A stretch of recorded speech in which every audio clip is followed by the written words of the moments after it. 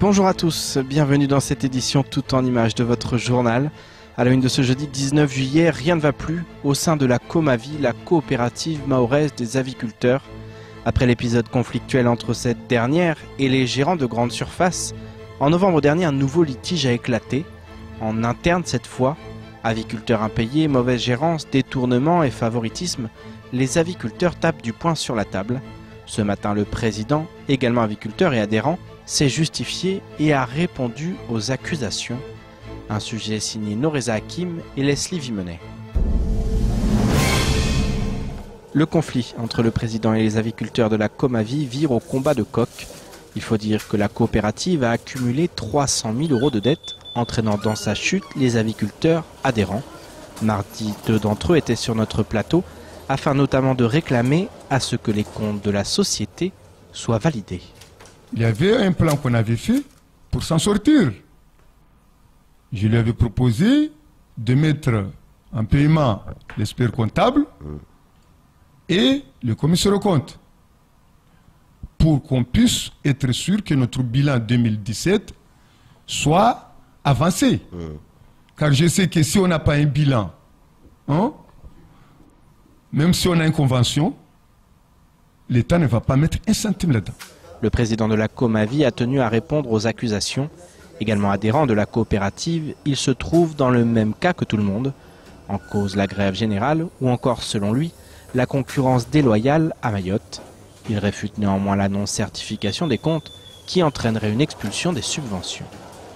À la période de la manif, oui. On a perdu plus de 50 000 € de œufs pourris. Et oui. Donc, si personne est censé comprendre, c'est qu'il y a un problème. Je fais exprès, j'ai amené je peux vous le donner. Je peux regarder vous pouvez là, ça a été certifié parce que si ça n'était pas certifié, est-ce qu'on aurait dû présenter des projets Le compte a été certifié par le commissaire aux comptes. Le trésorier aurait proposé un plan de salaire permettant d'arrondir les bords et de maintenir la coopérative à flot, mais celui-ci aurait été refusé par le président. Une situation qui pousse les aviculteurs à agir dans l'illégalité en vendant leurs œufs au bord de la route. Leur seul souhait désormais, pouvoir trouver une solution grâce à un dialogue avec le président. Jusqu'à ce jour, on attend toujours la réponse du président qui vient vers nous pour qu'on puisse discuter, qu'il arrête avec son comportement dictatorial, qu'on ne peut plus le digérer, moi je lui dirais haut et fort, et laisser la place à ceux qui peuvent, travailler tranquillement, laisser les employés travailler tranquillement, et si besoin, et je lui dis haut et fort qu'il démissionne parce qu'on n'a plus besoin d'élus. Une bataille à laquelle le président souhaite mettre un terme. Pour ce faire, il annonce une assemblée générale où il a l'intention de confirmer qu'il ne se représentera pas à la présidence de la Comavi. Je les ai fait comprendre que je quitte la Comavi. Je quitte pas, je quitte la présidence de la Comavi. J'ai amené ici le PV, la convocation de l'Assemblée générale. Je les signe ici, je vous le remets pour leur dire le 30 août, je provoque l'Assemblée générale. Je vous donne aux gens là, le 30 août. Vous venez de le faire en direct? En direct. C'est-à-dire que vous convoquez l'Assemblée générale ordinaire pour démissionner? Non, je ne démissionne pas. Oui. Non, mais je suis adhérent de la Comavi. Oui. En fait, vous ne vous représentez pas au poste de président. Je ne serai pas candidat aux présidences. Mais l'objectif pour moi, c'est faire comprendre aux gens que je veux que cet outil fonctionne. En attendant cette fameuse assemblée générale prévue le 30 août, cette discorde laisse présager une possible pénurie sur l'ensemble du territoire. Autre conflit, mais du côté du collectif de Mayotte. Ce dernier est composé de nombreuses organisations telles que le Civirevos ou encore l'association Carivenze. Si tous ont réussi à faire front durant plusieurs semaines, depuis la fin du mouvement de grève, rien ne va plus. Parmi les personnes pointées du doigt se trouve notamment le vice-président de Carivenze. Certains lui reprochent d'avoir accepté les pourparlers avec la ministre lorsque cette dernière est venue annoncer son plan à Mayotte. Depuis, Saïd Moudouari est jeté en pâture et a même été giflé en public. Ce matin, il a assuré avoir toujours agi dans l'intérêt général. Écoutons ses propos lors de la matinale de Kwesi. Je ne suis pas un lâche. Et je suis droit dans mes bottes. Je ne suis pas un lâche. Et je suis du genre à accepter les défis, les débats, quand on veut débattre. Utile, c'est pas quand on veut se lancer des pierres.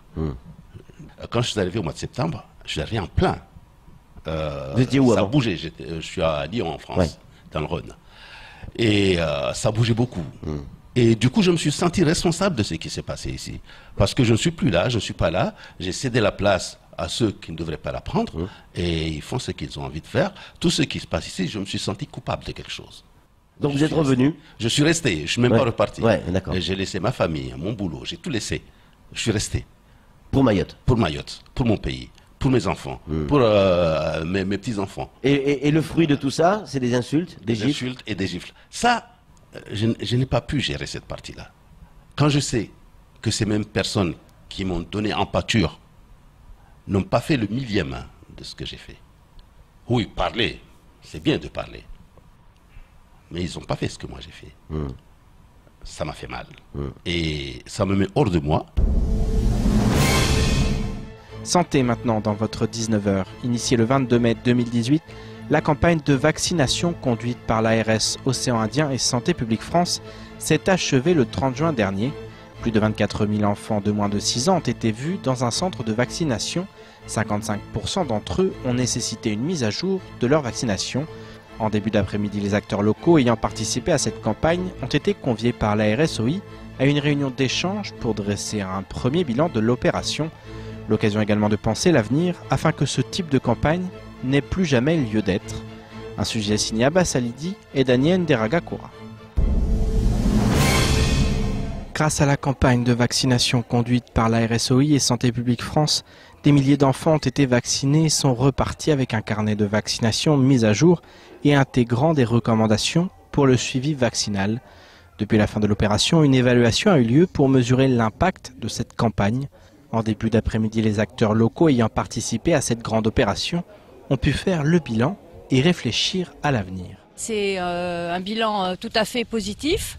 Certainement un succès et on aura l'occasion de confirmer ce succès puisque nous avons en tout cas accueilli plus de 25 000 enfants et vacciné plus d'un enfant sur deux. On s'était donné une perspective de 30 000 à 40 000 enfants et je pense qu'en tout cas nous avons atteint cet objectif en pouvant accueillir et voir 25 000 enfants. La vaccination est clairement un enjeu de santé publique à Mayotte. À ce titre, le 4e vice-président du conseil départemental souhaite aller plus loin, grâce notamment au travail mené dans les PMI. C'est une première, mais qui nous permet, alors ça suppose derrière que la PMI, et c'est ce que j'ai toujours dit, prenne la main, prenne le relais pour qu'on ne retombe plus dans ces travers, c'est-à-dire qu'il n'y ait plus d'enfants qui ne soient pas vaccinés ou pas à jour de vaccination. C'est quelque chose de souhaitable pour ce territoire. Désormais, l'objectif est clair, faire en sorte que tous les enfants, mais également les adultes du territoire, puissent être à jour de leur vaccination. Eh bien, on espère en tout cas que cette opération trouvera une continuité par des activités de vaccination qui seront reprises localement par les acteurs de santé du territoire. Il y a un plan de vaccination sur lequel on va réfléchir pour organiser correctement la vaccination pour les enfants de 0 à 6 ans, mais également pour l'ensemble de la population. On a aussi des enfants plus âgés et on a aussi des adultes qui ont besoin de pouvoir accéder à des structures de vaccination. Donc ça sera aussi une partie de l'objet de ce plan de vaccination à Mayotte. Après cette campagne de rattrapage, désormais le plus dur reste à faire. Néanmoins, tous les acteurs se disent prêts à travailler de concert afin que la vaccination devienne une priorité de santé sur le département. Je vous propose maintenant de faire un petit tour du reste de l'actualité locale de ce jeudi 19 juillet. Sigfox, une nouvelle start-up française spécialisée dans l'Internet des objets, s'installe à Mayotte. Cette dernière développe un réseau de télécommunications dédié aux objets connectés en faisant le choix du très bas débit. La société permet aux entreprises et aux collectivités de connecter leurs objets pour mieux maîtriser leur environnement et diminuer leurs coûts d'exploitation. Présent dans 46 pays, ce réseau peut par sa technologie aider les entreprises travaillant dans le secteur de l'eau, des déchets, de la sécurité, de la chaîne de froid, l'agriculture ou encore la logistique. Les capteurs installés sur les objets permettent par exemple de réduire les fuites d'eau, d'optimiser la production d'énergie solaire, de diminuer le coût du ramassage des ordures, de diminuer le volume d'eau nécessaire à un champ, de géolocaliser un objet volé, etc. Pour les curieux, vous pourrez trouver de nombreuses informations sur Sigfox en surfant sur le site www.objectconnecté.com. Mardi soir, la préfecture envoyait un communiqué en urgence suite à la présence potentielle de listeria dans un produit portant les caractéristiques suivantes: marque Dossi, produit mélange mexicain, format 1 kg, DLCDDM entre août 2018 et juin 2020. Certains de ces produits ont été commercialisés à Mayotte avant la mesure de retrait dans plusieurs magasins du département où leur mise en rayon a été constatée. Il est donc recommandé aux personnes qui détiendraient des produits appartenant au lot décrit de ne pas les consommer et de les détruire ou de les rapporter au point de vente où ils seront remboursés. Un certain nombre de marchandises de l'entreprise belge Greenyard, fabriquées en Hongrie, sont concernées. Lidl, Carrefour ou encore Auchan ont dû rappeler plusieurs produits potentiellement contaminés. De son côté, l'enseigne Leader Price a rappelé son mélange mexicain vendu dans les Outre-mer, et notamment à Mayotte. Air Austral et Air Madagascar ont signé hier à Antananarivo un mémorandum d'entente avec la compagnie Kenya Airways. Les trois compagnies scellent ainsi les grands principes d'un nouveau partenariat positionnant Nairobi en tant que nouveau hub, s'ajoutant au hub d'Antananarivo et de Saint-Denis de la Réunion. Les trois compagnies partenaires affirment aujourd'hui leur volonté de mettre en place un accord prévoyant notamment des partages de codes pour renforcer et développer les dessertes du continent africain de et vers l'océan Indien et offrir ainsi à leurs passagers un choix élargi de services. Pour Marie-Joseph Mallet, président directeur général d'Air Austral, je cite: en complément des hubs de la Réunion et Antananarivo, Nairobi devient ainsi la porte d'entrée du continent africain, permettant le renforcement des échanges commerciaux et touristiques entre les trois pays et l'amélioration de la connectivité de nos territoires respectifs. On termine cette édition avec le Festival du Lagon qui débute demain. Toutes les îles membres de l'association Les Îles Vanille possèdent un événement à portée internationale. Madagascar a son salon du tourisme, La Réunion le festival Liberté Métis, aux Seychelles le carnaval international de Victoria. Désormais, Mayotte aura son Festival du Lagon. Au programme de nombreux stands pour présenter au grand public les merveilles que renferment les eaux mahoraises. Gastronomie, protection du lagon, animation, loisirs, il y en aura pour tous les goûts. Écoutons plutôt le directeur du CDTM au micro de Patrick Millon. L'idée par rapport à ce festival axé sur le lagon, parce que c'est vraiment l'élément, l'avantage concurrentiel qu'on a à Mayotte par rapport aux autres îles. Aucune autre île ne peut se vanter d'avoir un patrimoine de ce type, le lagon. Clair. Et donc il s'agit de faire un zoom sur le lagon pendant les 3 jours du festival, donc demain, vendredi, samedi et dimanche.